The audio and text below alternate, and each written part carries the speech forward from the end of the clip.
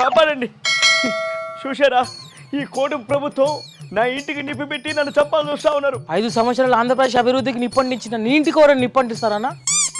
అది కూడా నిజమే. ఇంతకు ఎవరు నిప్పంటించారు అనుకుంటున్నావన్నా? ఎవరో నాకు తెలిసి టీడీపీ కార్యకర్తలేరా. సీసీ కెమెరాలు చూస్తే దొరికిపోతారు కానా? అది నేను దొరికిపోతానేమో.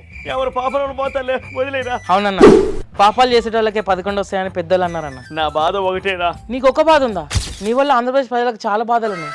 చెప్పన్నా. అమ్మకి చెల్లికి నాన్నగారు రాసిచ్చిన ఆస్తి పత్రాలు మంటలో కాలిపోతున్నాయిరా. అయినా పత్రాలు లోపల ఉంటే బయట మంటలు ఎందుకు పడతాయన్నా? పడేసిన పంచమాలనోడు వాటి మొన్న రాయి నాకు తగిలి వేరే తగల్లా, అలాగే లోపల ఉన్న పత్రాలు అలా గాలికి ఎగిరి మంటలు కలిపి. నువ్వు అబద్ధాలు ఆడవు కదన్నా? నా జీవితంలో ఎప్పుడు నేను అబద్ధాలు ఆడలేదురా.